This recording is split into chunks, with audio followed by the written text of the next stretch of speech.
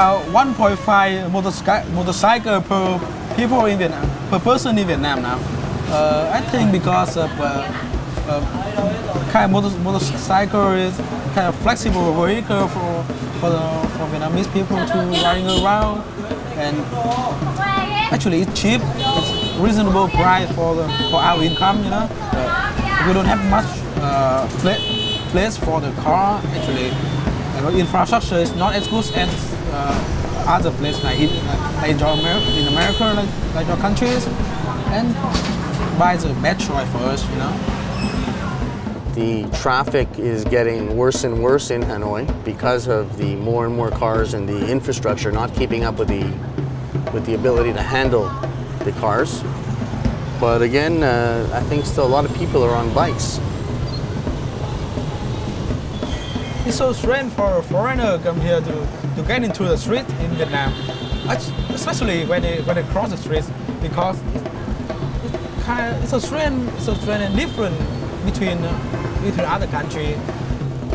It was a case of you hesitate. It's like a rabbit in the headlights. Every time one of the motorbikes or the scooters comes towards you, just freeze, or you make a darting run towards the sidewalk. But it's just a very unnerving experience. But after a few times of crossing the road, you very quickly get used to it. If you stay here about months or even a few weeks, like 2 weeks, you're gonna be familiar with this because it's got the own rule.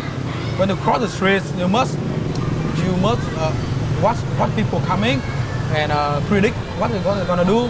And actually, in here, the car will try to avoid the people across the streets. If you look at the traffic, there's a kind of poetry to it, and I think the slower you walk, the more calm you are. It's almost a case of closing your eyes and heading across the road, and they go around you. It's quite unnerving, though. It goes against all the natural instincts that you've got as a human, I think.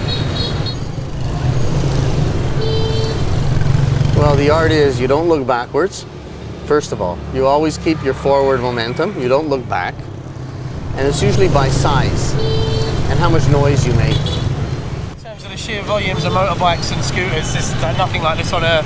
You know, you see it in some of the other Asian countries, but on a sheer scale, this is out of this world. I've never seen anything quite like it.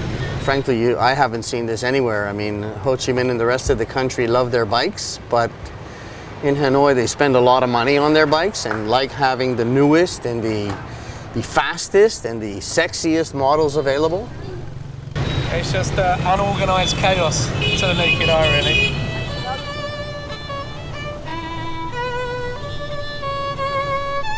If you go and watch it from one of the balconies and you see all of the cars and the people and the mopeds interacting, there is some kind of poetry to it. You can also almost kind of imagine some classical music being played over the top and, weaving in and out. No one ever seems to quite collide and avoid each other at the last minute, but there is a kind of pattern to it, like synchronized swimming almost.